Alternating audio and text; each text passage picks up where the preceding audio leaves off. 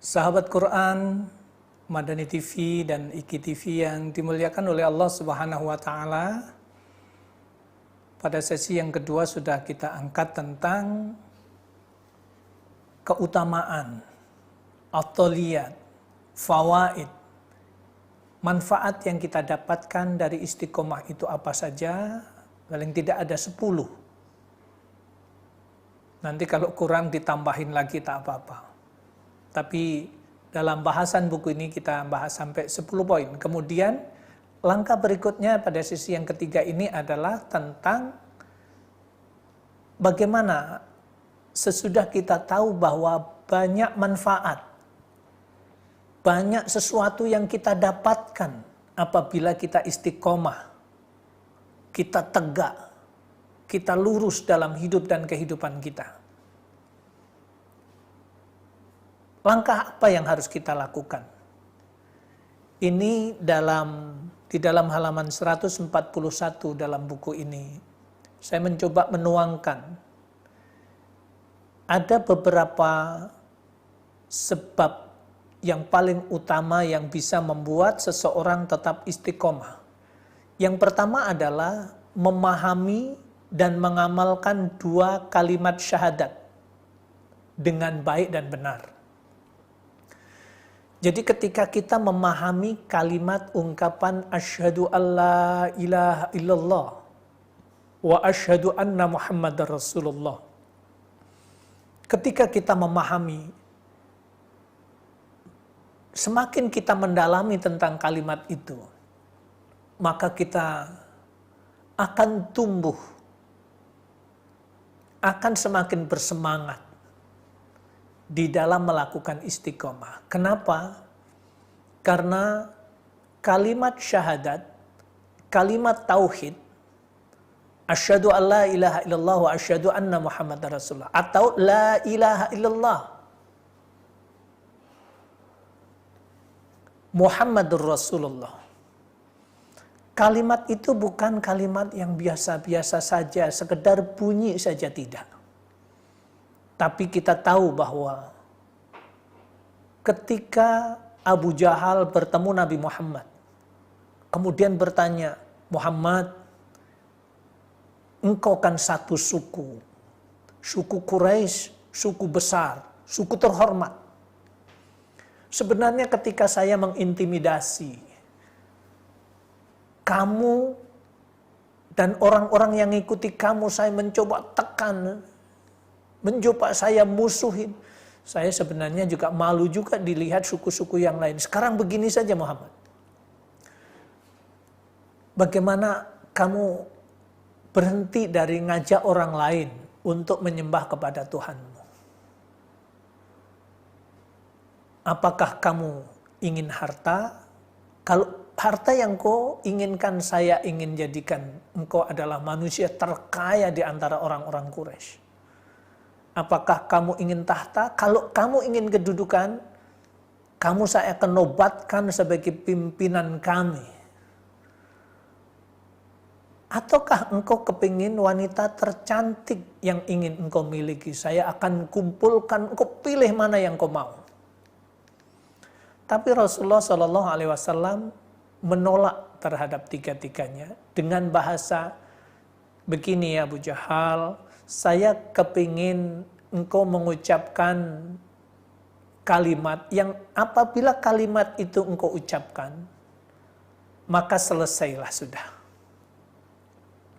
Muhammad, kalau hanya kalimat saja, kata-kata saja yang engkau inginkan dariku, saya akan ucapkan, berapa ribu kali saya akan ucapkan, asal kamu berhenti dari ngajak orang lain untuk beribadah kepada Tuhanmu. Wahai Abu Jahal, yang saya inginkan adalah ucapkan satu kalimat, maka saya akan berhenti untuk mengajak orang lain beribadah kepada Tuhanku. Apa itu Muhammad? Saya ingin engkau mengucapkan asyhadu alla ilaha illallah wa asyhadu anna muhammadar rasulullah. maka disebutkan fayamfudhu yadahu. Fayamfudhu yadahu itu kalau itu adalah gambaran orang yang tersinggung, orang yang marah, menghempaskan tangannya menunjukkan dia marah.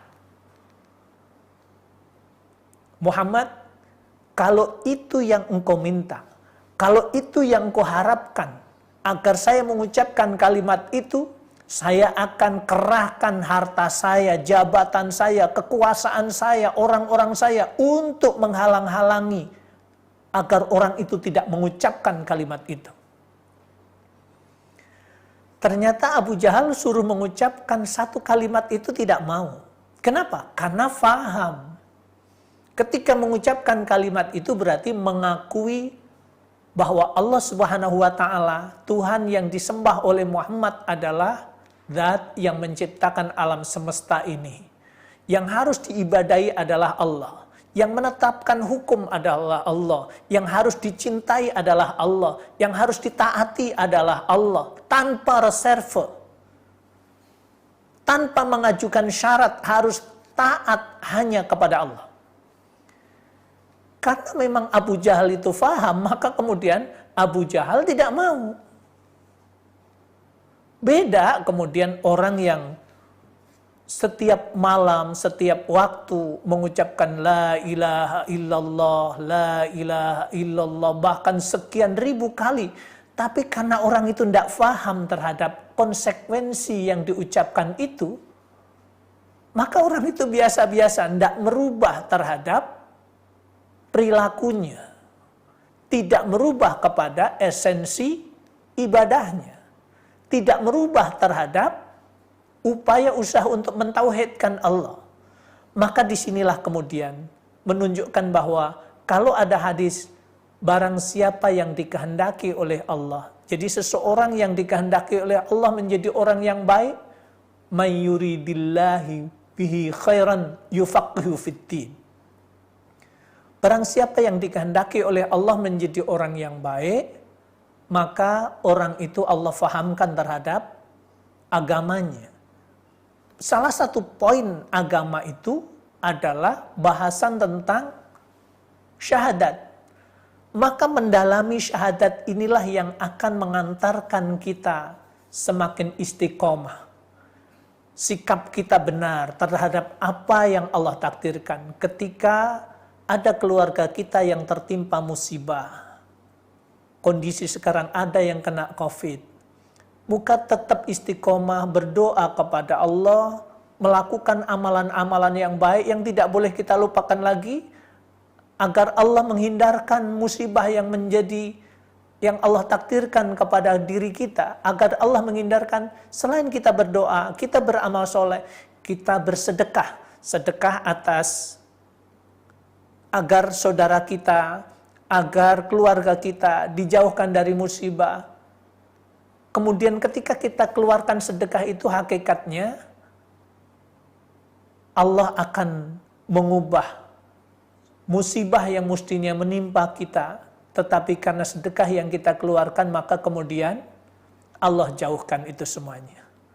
Maka kita mesti harus bersemangat. Walaupun tentu saja kita tidak boleh kemudian kita sedekah agar Allah menjauhkan musibah yang akan menimpa kita. Kalau mau sedekah-sedekah saja. Maka dengan itu, insya Allah ketulusan kita, keikhlasan kita di dalam bersedekah itu tentu saja, itu akan menjadikan datangnya kebaikan demi kebaikan kepada kita. Baik, kemudian yang berikutnya tentu saja, memahami makna syahadat berarti kita harus ngaji. Harus terus ikutin ngaji. Dengan itu tentu saja akan ada tanda pada diri kita bahwa kita langkah berikutnya mengkaji Al-Quran dan Sunnah Rasulullah Sallallahu Alaihi Wasallam dengan adanya pada diri kita hamasah al-aliyah litafaqahu fiddin.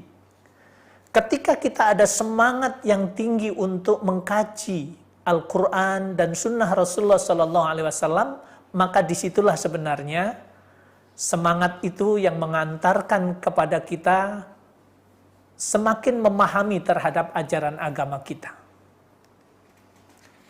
Baik. Kemudian yang berikutnya tentu saja agar kita istiqomah dengan apa yang sudah kita kaji, dengan apa yang sudah kita fahami, kita harus punya iltizam.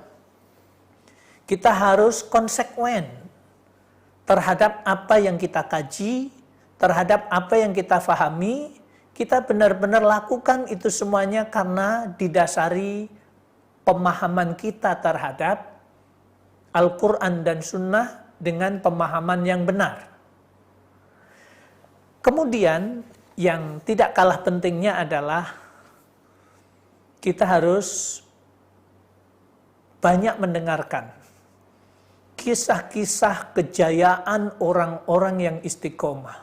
Kisah-kisah para sahabat yang dimuliakan oleh Allah Subhanahu wa Ta'ala.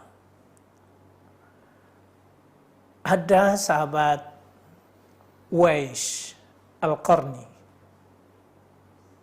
Allah jamin masuk surga. Ada sahabat Abu Bakar, Umar, Utsman, Ali yang dijamin masuk surga. Ada orang yang tunanetra, orang yang buta, miskin, dijamin masuk surga. Abdullah bin Umi Maktum. Semua itu adalah karena keistiqomahannya, kekontinuitasnya yang dilakukan di dalam kehidupannya. Maka dengan membaca kisah-kisah manusia yang dimuliakan oleh Allah, manusia-manusia yang soleh, orang-orang yang soleh, dari situlah kemudian kita akan mendapatkan qudwah, mendapatkan contoh yang baik. Tentu saja berikutnya yang kelima adalah banyak berdoa kepada Allah Subhanahu wa Ta'ala. Jadi masyru'iyatud du'a fil hayah. Disyariatkannya, diajarkannya doa dalam hidup dan kehidupan kita, itu adalah satu contoh dari Rasulullah agar kita senantiasa memohon, meminta kepada Allah. Bukankah kita sering mendengarkan bahwa wasta'inu bis-sabri was-shalah. Mohonlah kepada Allah dengan kesabaran dan dengan sholat. Maka ketika kita mengkaji seperti ini, kemudian kita dapatkan sholat adalah bagian dari cara agar Allah mengabulkan doa kita. Ketika kita jaga sholat kita, maka hakikatnya kita sedang menyiapkan diri untuk setiap doa yang kita panjatkan kepada Allah, Allah kabulkan. 2, dengan kesabaran, istiqomah dalam hidup dan kehidupan kita, maka hakikatnya kita menyiapkan diri untuk menjadi orang yang kontinuitas, orang yang istiqomah. Kemudian ini doanya sering kita lakukan. Ya muqallibal qulub, tsabbit qalbi ala dinik. Ini menunjukkan bahwa wahai zat yang membolak-balikkan hati, tetapkanlah hatiku yang kadang berbolak-balik ini. Wahai zat yang membolak-balikkan hati, tetapkanlah hati kami dalam agamamu. Ini adalah permohonan yang diajarkan oleh Rasulullah SAW ketika kita berdoa kepada Allah, punya ketetapan, punya kontinuitas dalam hidup dan kehidupan, baik beribadah kepada Allah, mentauhidkan Allah. Berdoa ini adalah satu hal yang tidak boleh kita anggap biasa-biasa saja. Jadi mempelajari tentang Islam, tentang syahadat dengan baik, makna syahadat dengan baik, apa konsekuensinya ketika kita mengucapkan syahadat, kemudian kita mendalami Quran dan Sunnah sebagai rujukan dalam hidup dan kehidupan kita. Kemudian yang tidak kalah pentingnya tentu saja, yang tadi sudah kita angkat dalam bahasan kita ini adalah agar kita senantiasa membaca tentang kisah-kisah para sahabat, para tabi'in, tabi'ut tabi'in, yang senantiasa istiqomah dalam Islam. Yang tidak kalah pentingnya adalah berdoa kepada Allah tiada henti.